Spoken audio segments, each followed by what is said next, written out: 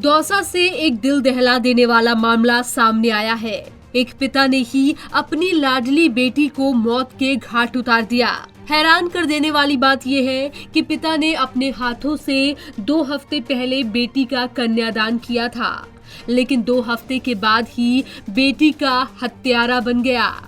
अपने खून की हत्या करने के बाद हत्यारा पिता देर रात 2 बजे थाने पहुंचा और पुलिस को कहा कि मैंने अपनी बेटी को मार डाला। हम आपको मृतका का असली नाम नहीं बता सकते, इसलिए उसकी जगह काल्पनिक नाम का इस्तेमाल कर रहे हैं। जानकारी के अनुसार रिंकी दौसा शहर के रामकुंड इलाके में रहने वाली थी। वो एक दलित लड़के से प्रेम करती थी। बीती 16 फरवरी को परिजनों ने रिंकी की शादी जबरन लालसोट क्षेत्र के एक गांव में करवा दी थी।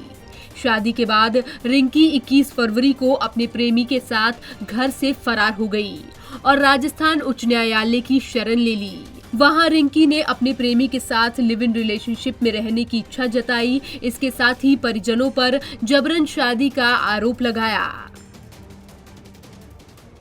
डेड बॉडी मिली है और अब यहाँ सर्जिकल टीम को बुलाया गया है और डेड बॉडी हॉस्पिटल शिफ्ट कर रहे हैं और बाकी की जांच जारी है। मामला ये अभी मतलब लड़की के बाप ने बताया कि मैंने अपनी लड़की को मार दिया है और कुछ दिन पहले इस बच्चे की शादी हुई थी। उसके बाद ये मतलब जिसके साथ रहना चाहती थी उसके साथ ही लड़की चली गई थी और अभी मतलब इसकी तलाश भी हमारी चल रही थी और फिर आज लगभग 2-3 बजे के आसपास इसके जिस लड़की के जो फादर है वो हमारे महिला थाने पहुंचा और उसने बताया कि मैंने अपनी लड़की को मार दिया है।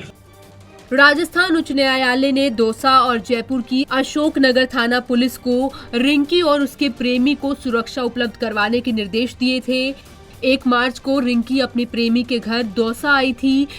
इसी दौरान रिंकी के परिजन उसके प्रेमी के घर पहुंच गए और उन्होंने वहां पर तोड़फोड़ की और रिंकी को अपने साथ ले गए और रिंकी के साथ विवाद को बढ़ता देख पिता ने रिंकी को मौत के घाट उतार दिया।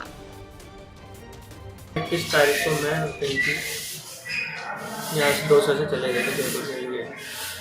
जयपुर के लिए तो मैंने हाई कोर्ट में अपील लगा दी थी रिलेशनशिप के लिए। हाई कोर्ट ने हमें मंजूरी दे दी थी वहाँ पे कि हम एक साथ रह सकते हैं लड़के।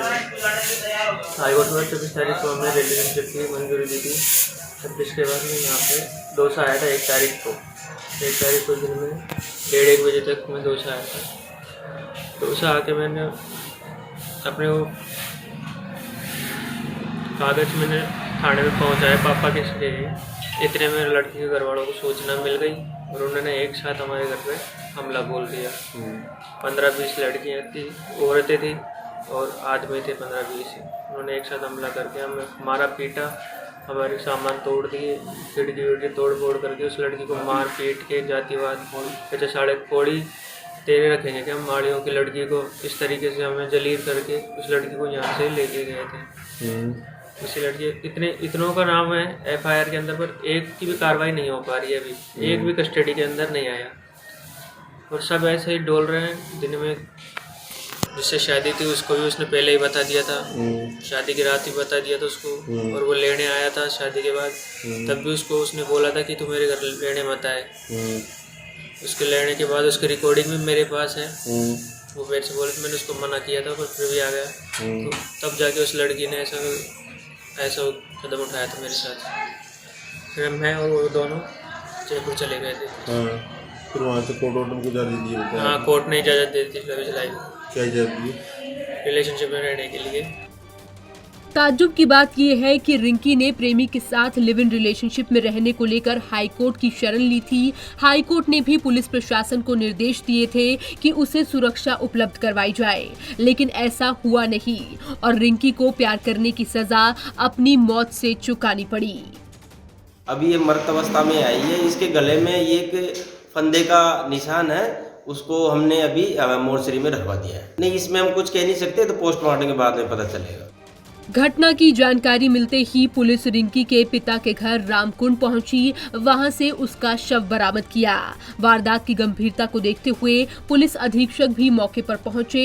एसपी की मौजूदगी में एफएसएल और एमओबी की टीम मौके से साक्ष्य इकट्ठा करने में जुटी है। इस वारदात से दौसा पुलिस की कार्यप्रणाली पर सवाल भी खड़े हो रहे हैं और साथ ही इस पूरे हत्याकांड को जिसने भी सुना वो सन्न रह गया। पंजाब केसरी टीवी राजस्थान के लिए दौसा से एचएन पांडे की रिपोर्ट।